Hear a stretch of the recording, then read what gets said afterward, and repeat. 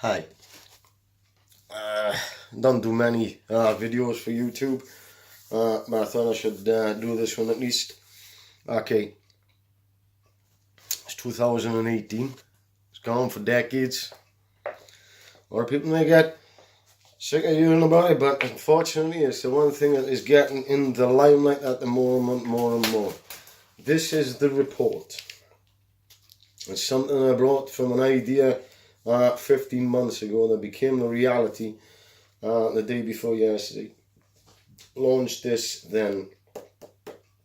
It's the public report on parental alienation UK. But it doesn't just cover the UK, it actually covers any country that's going through this.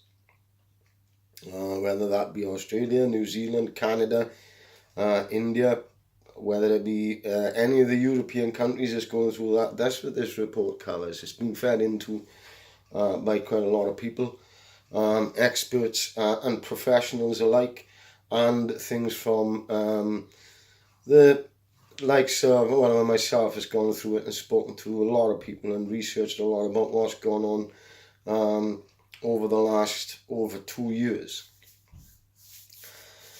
It's happening. It's something that has changed from being more of a male thing that's going on in family courts to just a growing population of women that are going through it as well. Here in the UK, whereas it was probably about 17.8%, is now more like 38%. So it goes from the realms of the outdated, gender. It is more the bias in family courts against resident and non-resident parents, which it probably has been for a long time. But normally it's the mothers having getting the rights with the children more so than fathers having all the ammunition in the courts to fire down the tube and pretty much bad up the healthy parent, the targeted parent. Unfortunately, it's an unhealthy alignment that the children are in. It's child abuse on many levels, both emotionally, psychologically. The estrangement of it causes the children, puts the children in a position where they have to feel that they have to choose between parents, even to the point that when agencies are involved, even to the point where they may even feel that may even lose that parent as well. These are the things that children go through this process silently. And this is why we have to bring this and identify these problems and bring them into the forefront. This isn't a case of just A and B can read this report. Anybody can read this report. It's a public report. It's not cloak and dagger. Since I've opened up the group Dads, we have always been an open group. We've always been a public, open group. And that is the way to get the awareness out there. It is the key. It'll always be the key in no matter what. Or anything in life, public opinion is one of the biggest, strongest things that anyone can ever have.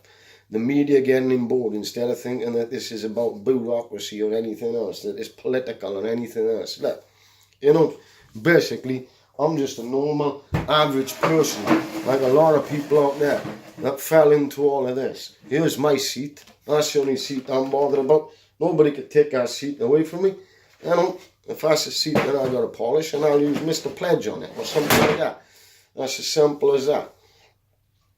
One thing I can turn around and safely say about me is I'm a people's person, and I'll stay where I am in the thick of this, because this is the position where I can be, where people can't turn around and criticize me for what I'm saying. It's my own personal opinion, and if it helps other people out there, then that's what I'm here to do. Help people to be that strong, healthy parent that they are, and to stand on their 2 feet, their own 2 feet, to get them to the position where they can stand on their own 2 feet and go through the trauma that they go through in family courts. And it is traumatic. And children go through this trauma as well. And they go through it all the time, having not even stepped foot inside a family court. Uneducated agencies that speak to your children that haven't got a clue and make reports. These are the ones that make do these assessment reports, Section 7 reports, or whatever other countries in the world where they do these reports and they are not educated. Cash Calf's idea to turn around and send it out to other people that haven't got a clue. Well, hey ho, our kids are not guinea pigs for you to pick and choose. Oh, well, let's see if this works. And undoubtedly cause more damage in the process. You know, maybe, just maybe, a lot of exes may read this report. Some may read this report and actually see the damage that is caused through parental alienation, using the children as weapons in family court. I don't care what anybody out there wants to call all of this. Even using the children in family courts as weapons is abuse in itself. And it needs to stop. And the only way to stop it is to get it out there. To get it out there. The family court doors are closed. For each and every one of your individual cases, they are closed. Every one of them. Fortunately, we have this. So technically, in layman's terms, we're effectively opening it up to the general public so people know exactly what's going on. All these people that are getting used in family courts, such as police, doctors, psychiatrists, psychologists, mental health workers. All these people that get manipulated and used can get a full understanding of this. That's why this needs to go out to everybody, not just the MPs that have ignored you. They've all ignored you. I'm not just saying this. I've seen many of you that have posted your returned letters back from the MP after you've contacted them with you're just an individual case. That's all you are, is an individual case. You're meaningless to them. So this is where we have the opportunity to say, well, you remember when you called us meaningless? Well, read the report. It turns around and say we're not meaningless. We're healthy parents that are fighting to be in our children's lives. I myself, I've got to be pretty honest here, and I have a fair judge in my case, and I think she's been pretty fair all the way down the line. There's been a couple of occasions where I've thought, you just made the biggest slip up in your life, but don't worry, thanks for loading the gun, because I'll watch my ex fire it, and certainly did. And I watched it, because I observed it. I observe in family courts. And I watched it. Whether she noticed it or not, I don't know, but she's been pretty fair throughout the case. Even though I've delivered the report to the family courts this morning, there are a lot of judges out there that don't have a clue. They have no idea in the lower family courts, and they allow these agencies to abuse the sections of the law when it suits them to use it against a non-resident parent. We are not figments of their imagination that they can turn around and abuse and traumatize and everything else. We are not. We are parents that are forced into family court to fight to be parents against a lot of odds, whether it be your exes with their fabrications, allegations, the lawyers pushing them fabrications, agencies getting involved with them, all the way up to the judges' ears. This is what you've got. There's a brick wall right down the centre of the family courts. You've got the judges who take guidance from these agencies and so on, that are all on the one side of that family court, and that is with the resident parent, while you, the non-resident parent, are on the other side, trying to break through that wall to get the justice that you and your children deserve. More so the children. I put a post on here a long time ago. What would you change in family courts? Many people put in their contributions to that. But one thing I do know is the reason why I'm in the family courts is because I was forced into the family courts by a parent, a bad parent, and a partner, without a doubt, without a shadow of a doubt. It's not an opinion. I've seen it over the last 2 years, and I've seen the controlling ones that's in that. what I'm in family courts for is to fight for my child's, like our child's rights to see their parent, to see the other parent. I will not be erased. I will not allow them to erase me. And it's not a case of me being in any way, shape or form derogatory towards them or dismissive of them or anything else. There's something wrong and it needs to be put right. And that's why I've worked continuously for such a long time to get this out into the forefront, and I keep bringing things out into the forefront. Many people may think to themselves, oh, I'm bored with watching this and I'm bored with watching that. But what many people don't realize is we have a lot of new members come on this group every month, every week. There's new members, so I have to keep putting. Maybe it's the same thing people are hearing, but they need to be have an understanding of it as well. NAP we set up so we could have a level on challenging the system more effectively from NAP. Dads I've worked continuously with and still continue working continuously with. It's just a branch off it. That's where it is. And just like there's admins and dads that help and support me with everything that I'm doing, so there are the core members or the co-founders of NAP that work relentlessly in the background as well, and other people who show their support in the background too. So that's where we're at. This is the point now. It's Sunday. Yesterday, I didn't get much time to spend. A lot of it sharing things because I had to contact myself, which was absolutely amazing. But today I'll be back out sharing it as well and posting it and doing whatever I can to get this out into the public. It may take, it would be great if it went off the scales over this weekend so everybody got it Monday morning, and the effect of it, everybody getting it Monday morning.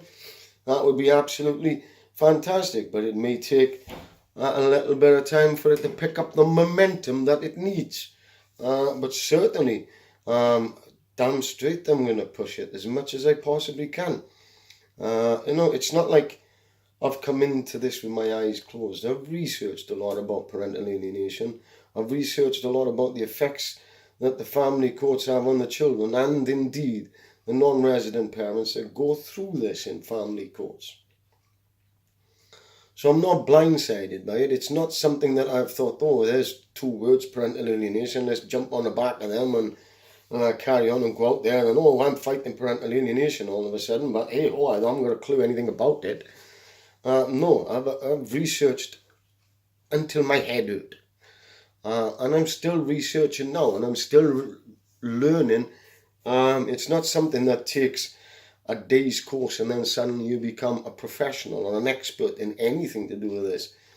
It's all the psychology around the back of it. It's all the transitions between getting the children back into the parents' lives, the dismissiveness of the children, the bad parents that are bad-mouthing the targeted parent in the background there, which we all know they do. Every one of us, damn straight they are. When people have asked me before, can it still go on if there's contact in place? Yes, it can.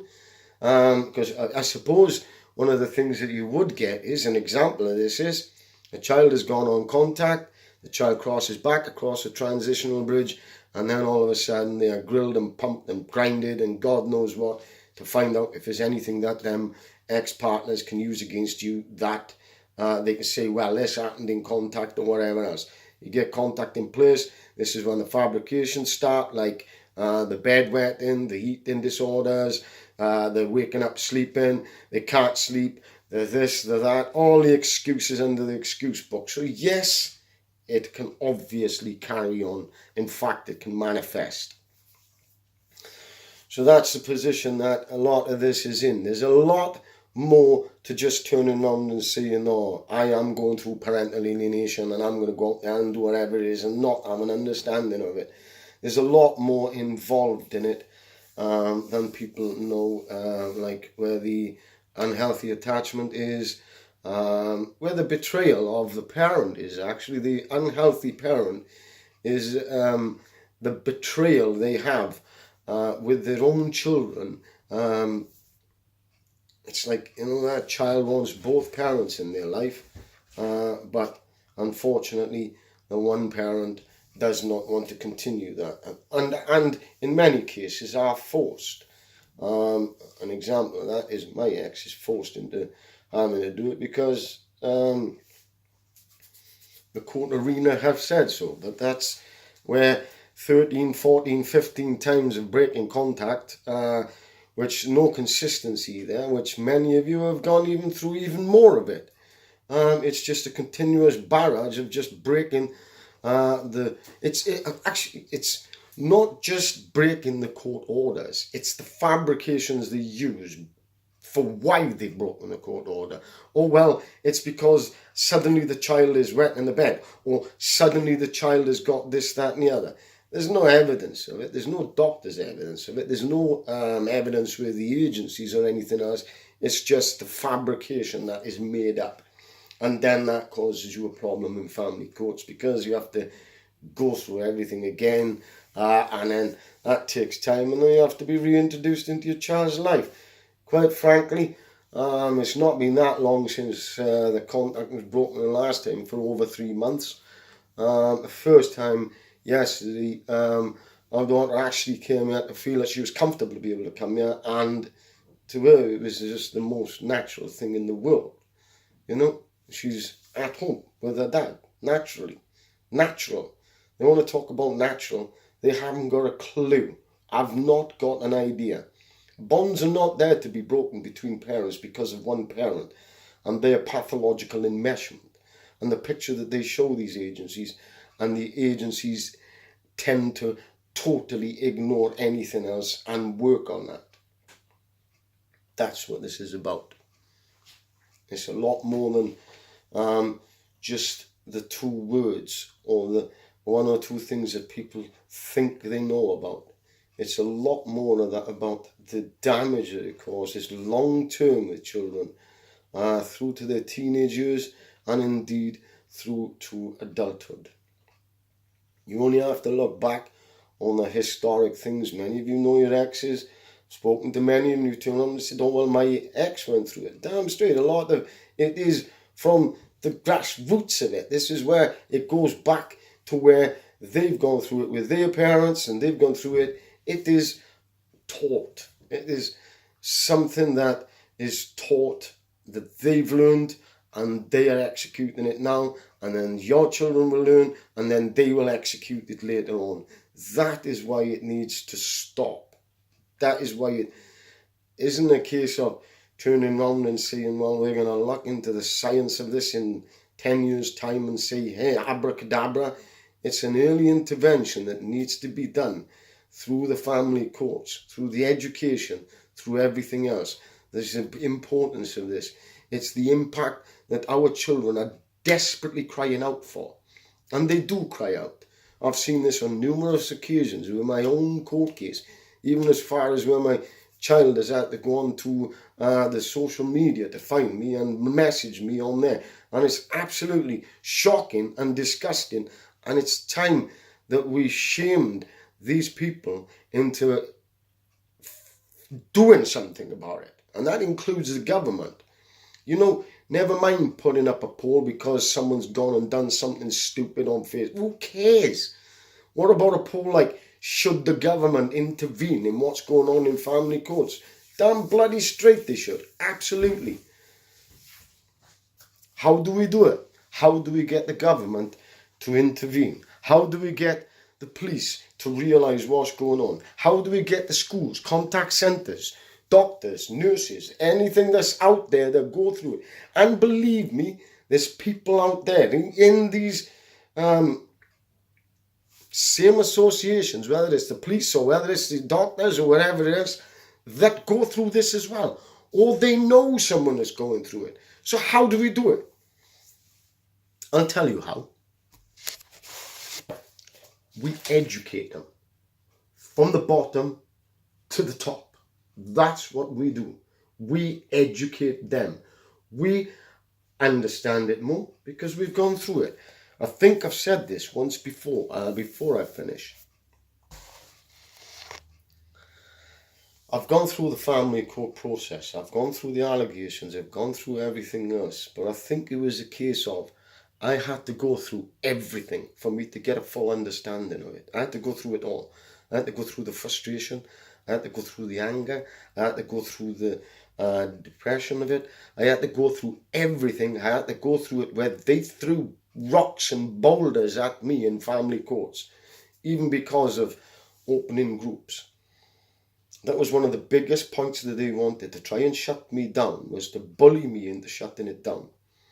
And that is what I've had to go through. Everything for me to get a full understanding of it. But during that period of time, I got to learn a lot from a lot of members out there, hundreds and hundreds of members that I have spoken to, where the stories are very similar throughout the UK. In fact, around the world. So go figure. So, our children don't get 15, 20 years for an inquiry. They don't get that. They haven't got that time. We have to act, and we have to act now. And now is the time. And that is why, again, this is you. 15 months ago, I've thought of this idea. I've thought of many ideas, and I execute them. And it's finally become the reality. And the rest of it, well, hey, that's up to you. I can email it off and I can send it to as many people as I can, and I'm still finding email addresses and sending it to them and everything else. I shoot from it, I tell it like it is. I'm not going to beat around the bush with it. I don't care whether it's an MP or whether it's the Prime Minister. I'm going to tell them like it is. Hey, Mrs. May, here's a report. I hope you take the time to read it. I hope you take the time to digest it. I hope you take the time to realise what it's about. And yes, there's a dead blind monkey on Mars can see what's going on, and you have all blindsided it. That's about shaming these people that allow this abuse to happen to these children. They will spend millions of pounds to go and help children in foreign countries, whether they're going through war-torn things or anything else. Hey, that's okay. But remember, we have our own children in this country as well that are going through abuse every day. Do not blindside these children, because they are our future as well. And we only want the best for our children, like any normal other parent that are in a family relationship or whether they're in a co-parenting relationship. We only want the best for our children as well. And that certainly doesn't start off through family courts where the abuse is happening behind them doors. So help us around the world to spread the word and put this report out. Even though it says UK, it's fed in by a lot of people. It's got a lot of information in there that covers every country in the world. It was just brought here in the UK. But Australia go through it, Canada, USA, New Zealand, Europe, all these countries go through it. Pakistan, India, I've spoken to them all, so I know. It's not something I don't know. I've spent thousands and thousands and thousands and thousands and thousands of hours speaking to people and talking to people and messaging people and helping people. So I know. That's the difference. I'm not a social worker that spends 45 minutes and makes a judgment on someone with presuming or prejudging. Anyway, thank you for your time. Please share. Thank you. Remember the report. It's free to send. There's no cost to it. There's absolutely no cost. And all these people that have fed into this report, I've done it free as well. So big massive thank you out there for them all as well. Ruth, Karen Woodall, Sue Whitco, everybody that's put into this report, really thank you. Rob Harrison, Liz Archer, Peter Davis, for for all these people that's put into this as well. Get it out there. Thank you.